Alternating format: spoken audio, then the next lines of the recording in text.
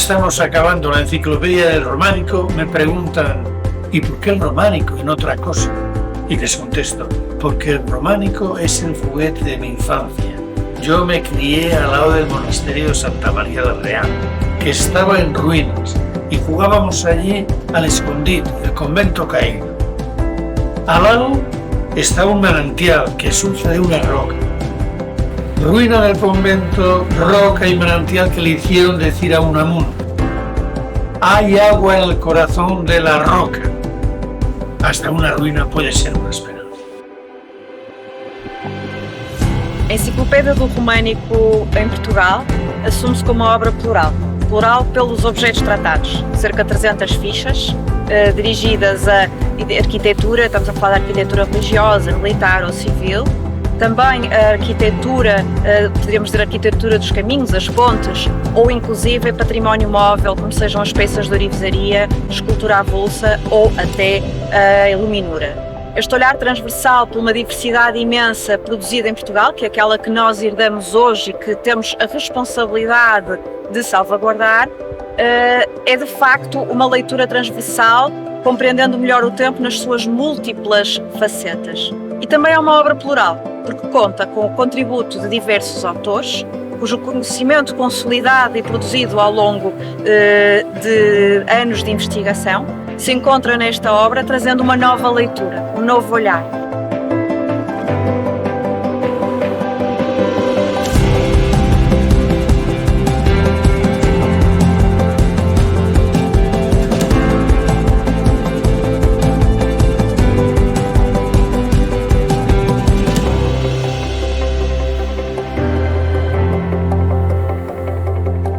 Bem, na organização da Enciclopédia do Românico em Portugal, as tarefas mais exigentes foram, essencialmente, a constituição de uma base de dados para gerir toda a informação, todas as fichas, os autores, os contactos e até a localização na cartografia.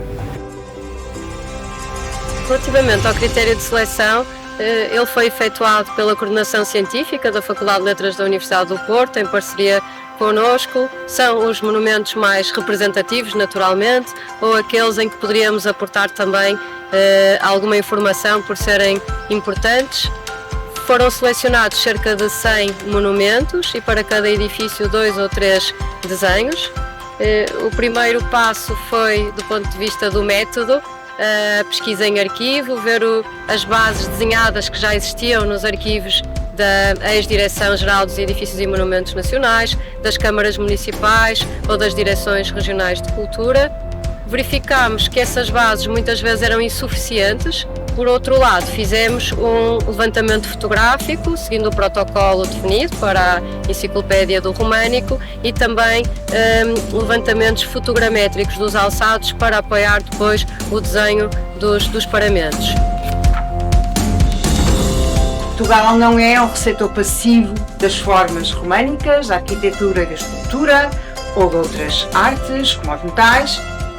Não há um receptor passivo, essas novas formas chegam aqui e, tal como nos outros lugares, vão miscigenar-se com uma cultura arquitetónica, uma forma de construir, uma cultura artística, e é essa simbiose que vai fazer com que haja características do românico português se diferenciam de alguma maneira com as outras regiões ibéricas ou europeias. Por razões históricas e por razões económicas também, Portugal vai ter muito menos monumentalidade na sua arquitetura românica.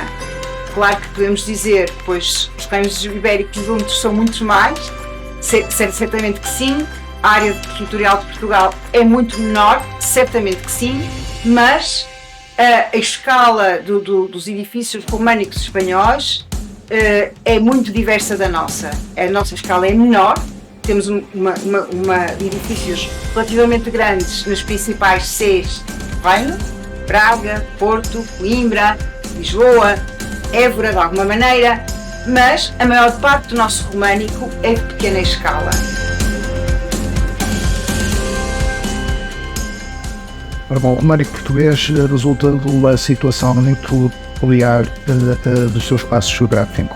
quando surge no estilo, ainda estamos na fase final com a Belce, e o desenvolvimento do românico acompanha a afirmação do reino enquanto unidade autonómica.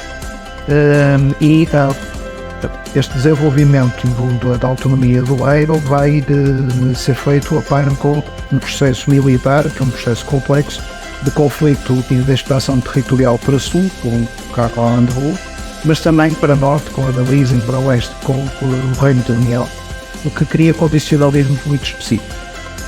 Além de ser um espaço que está em afirmação de autonomia, o Reino tem um processo militar que consome muitos recursos e tem, sobretudo, uma máquina de gestão administrativa que está a ser montada.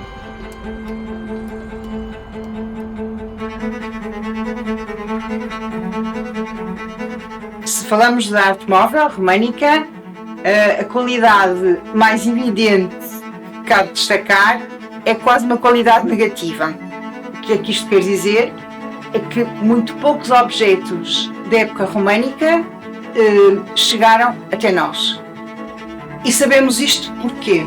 Não porque houvesse pouca produção e poucos objetos, cálices, cruzes, relicários, etc., mas porque toca às artes vegetais, constantemente fundidas e alteradas. O que vemos é que há uma discrepância muito grande entre esses objetos que estão mencionados na documentação e os objetos que chegaram até nós. Em geral, no românico português, como a professora Leonor e a professora Lúcia já referiram, destaco as assimetrias e destaco também as questões cronológicas dos monumentos, que no caso português têm uma longa prevalência no tempo, atingindo quase o século XIV. E é muito importante porque muitas vezes confunde-se o edifício e a cronologia do edifício com um período histórico, seja o românico ou o gótico, quando os modelos construtivos e os projetos românicos prolongaram-se muitas vezes quase por outros períodos que se chamam góticos, quase por período gótico.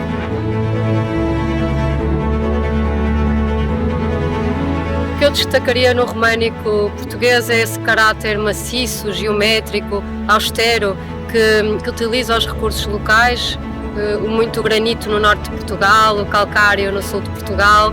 É uma arquitetura de paredes contínuas, são umas paredes duplas de alvenaria, com um aparelho pseudo-isódromo com as fiadas horizontais e que depois tem muito poucas aberturas, as frestas, e tem uma decoração muito concentrada em locais estratégicos, nos portais, nos tímpanos, em cornijas, em alguns frisos interiores.